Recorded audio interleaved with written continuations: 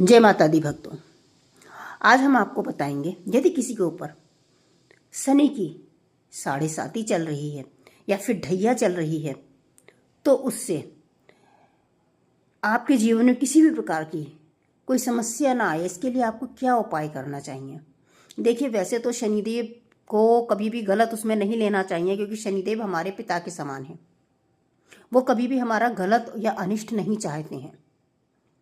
शनिदेव जब भी आते हैं तो ये नहीं समझना चाहिए कि हमारे ऊपर 7.5 चल रही है, ढैया चल रही है तो हमारा कुछ अनिष्ट ही होने वाला है, ऐसा कभी नहीं समझना चाहिए। कुछ लोगों के जीवन में जब शनिदेव आते हैं, 7.5 या ढैया आती है, तब उनका जीवन पूरा बदल जाता है और वो रंक से राजा बन जाते हैं।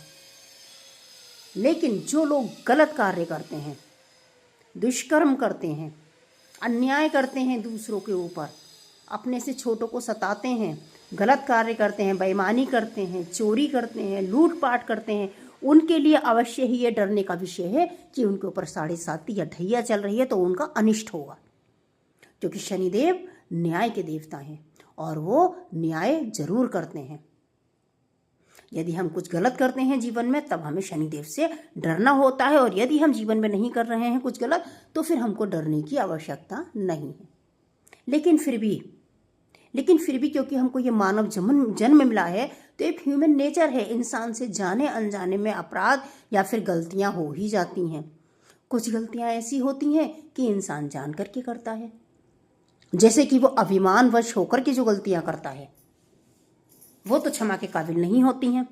जैसे कि अपने घर में यदि आप बहुत पैसे वाले हैं तो अपने नौकरों को सताना, है ना, उनके जो है कि उनकी तनख्वाह ना देना, गलत कार्य करना, उनको प्रताड़ित करना, या फिर बहुत ज़्यादा अभिमान के वश में आकर किसी को कुछ समझना ही ना। तो इस तरह के जो अपराध होते हैं ये तो क्षमा योग्य नहीं होते। किंतु यदि आप जाने अनजाने में कोई अपराध करते हैं तो अवश्य ही माफ़ी के लायक होते हैं।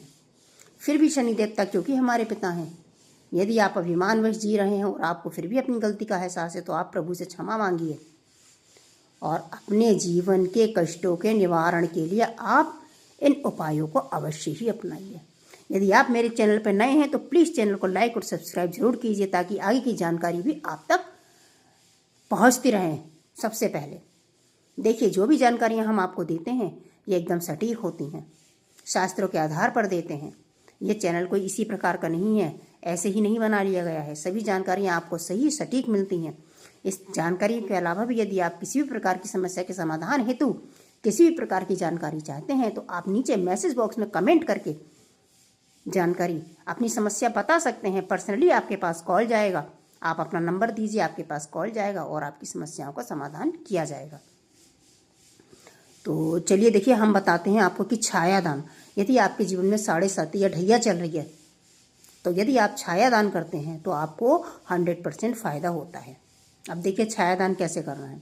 सर्वप्रथम आप शनिवार के दिन उठेंगे, इसमें उजाला पाक या अंधेरे पाक का कोई भी वो नहीं है, आप ये उजाला पाक या अंधेरा पाक कभी से भी शुरू कर सकते हैं। दिन शनिवार का होना चाहिए। आप सुबह जल्दी उठिए। सुबह यदि आप ब्रह्म मुहूर्त में उठ जाते हैं तो बहुत ही अच्छा है। नहीं भी उठ पाते हैं तो भी कोई बात नहीं, सुबह 8 बजे से पहले तो आपको ये कार्य कर ही लेना है। आप उठ जाइए, सुबह उठ करके नहा धो करके स्वच्छ वस्त्र पहनिए। वस्त्र यदि आप काले पहनते हैं, शनिदेव का रंग है काला, तो अत्यधिक अच्छा है। काला या फिर नीला, गहरा नीला पहन लीजिए आप वस्त्र। इस तरह के आप वस्त्र पहनिए।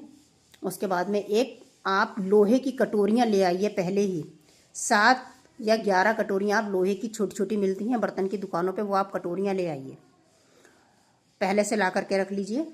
उस लोहे की कटोरी में आप, कटोरी लोहे की ही होनी चाहिए भक्तों। देखिए, जो उपाय बताया जा रहा है, जिस तरह से बताया जा रहा है, आप कृपया उसको उसी तरह से करें, तभी अधिक फायदा होगा। कटोरी लोहे की ही होनी चाहिए। आप उस कटोरी को ले आइए। उस कटोरी में आप सुबह पहले आप अपने घर में पूजा करेंगे, शनिदेव का चालीसा करेंगे, आरती पढ़ेंगे, हाथ जोड़ेंगे भगवान के। उसके बाद उस कटोरी में आप सरसों का तेल लेंगे, उसमें आप तिल डालेंगे, थोड़े से काले तिल, थोड़ी सी साबुत उड़द की दाल डालिए। साबुत ना हो तो दाल भी डाल सकते हैं, जो भी आपके पास उपलब्ध है। काली दाल होनी चाहिए, उड़द की दाल डालिए, काले तिल डालिए, थोड़ा सा गुड़ आपको अलग से ले जाना है, कटोरी के अंदर नहीं डालना है। और एक कटोरी में आप लोहे की कील या फिर सिक्का डाल लीजिए।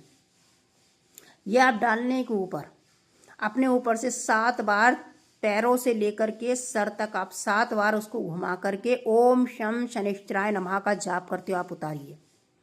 उसके बाद आप उस कटोरी को सीधे ले जाइए, जो भी आपके घर के पास पीपल का पेड़ हो उस पेड़ के नीचे जा कर के शनिदेव के हाथ जोड़ के वहाँ पर 11, 21 या फिर 27 बार ओम शम शनिश्चराय नमः का बैठकर जाप कीजिए। उस कटोरी को वहीं रख दीजिए। गुड़ भगवान को भोग में चढ़ा दीजिए। प्रसाद में 1 लोटा जल चढ़ाइए। उस कटोरी को वहीं रखिए। भगवान से अपने अपराधों की क्षमा मांगिए और कहिए कि कुछ भी आपके साथ अनिष्ट ना हो, जो आपसे जाने अनजाने में अपराध हुए उन्हें आप क्षमा करें प्रभु। और पीछे मुड़ करके नहीं देखना है, आप सीधे चले आइए, सीधे घर आ जाइए। 7, 9 या फिर 11 शनिवार आप ये कीजिए, आपको 100% फ़ायदा होगा। किंतु सभी उपाय पूरी श्रद्धा और विश्वास के साथ कीजिए प्रभु। बच्चों देखिए, जो भी है विश्वासो फलदाय कहा जाता है। यदि आप विश्वास के साथ किसी कार्य को करते हैं तो आपको अवश्य ही फायदा होता है। तो आप इस उपाय को जरूर कीजिए और अपने जीवन में खुशहाली लाइए।